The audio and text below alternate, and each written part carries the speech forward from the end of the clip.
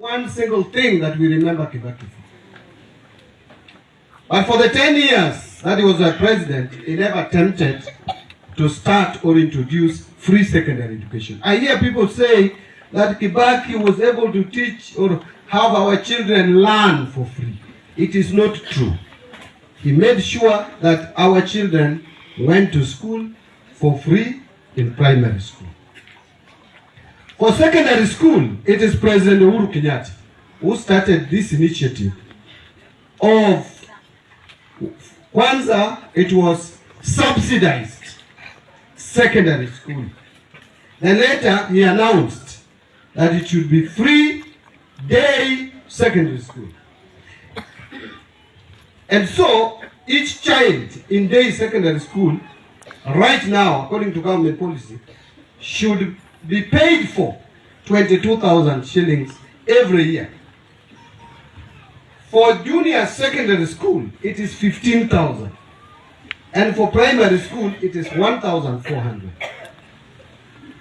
But I want to tell you this, and that is the fact, that since the introduction of free day secondary school,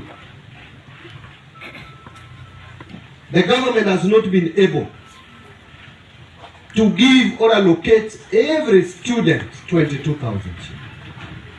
It has never happened.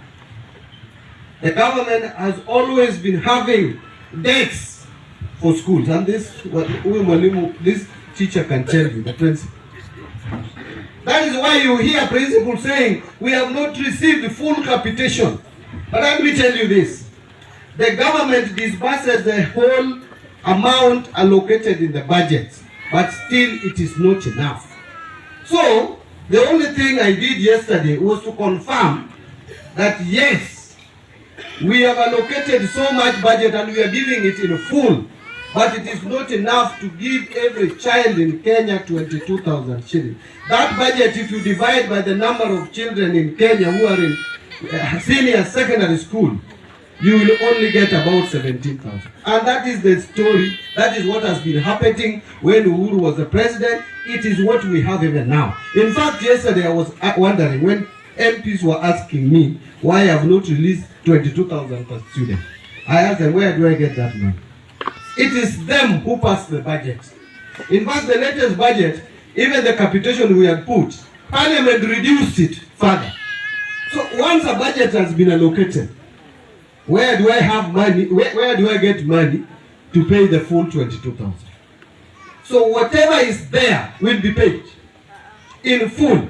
In fact, for first term and second term, we have paid in full. We are waiting to pay third term. But that money is not enough.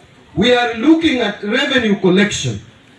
And our priority is to make sure that we take the allocation to where it should be. But pretending that at the moment we are financing every student in secondary school at 22,000, junior secondary school at 15,000, primary school at 1,400, no. We have a shortfall and that is a fact. But in Kenya, sometimes people don't want to hear facts. They like fiction. They like to be misled. They like people who are telling them what they want to hear.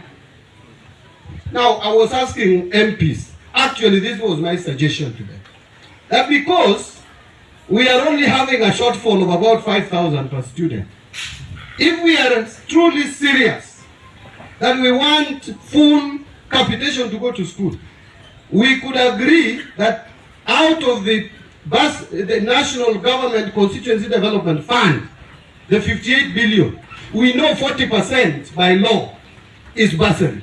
Why don't we take that 40% out of 58 billion, which is 21 billion, and then we spread it to all our children in Kenya, and we will give full capitation.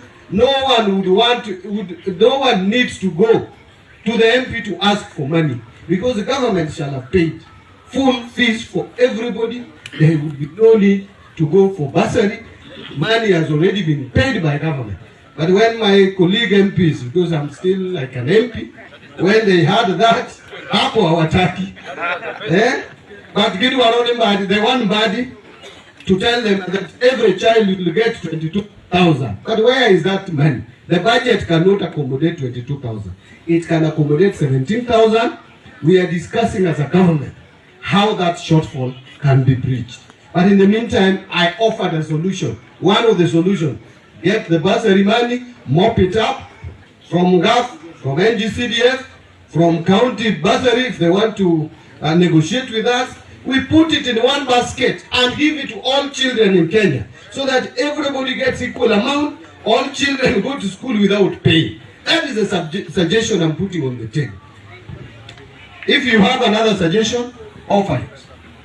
That is my suggestion as the National Treasury and Economic Planning Secretary. Nimefanya makosa hapa.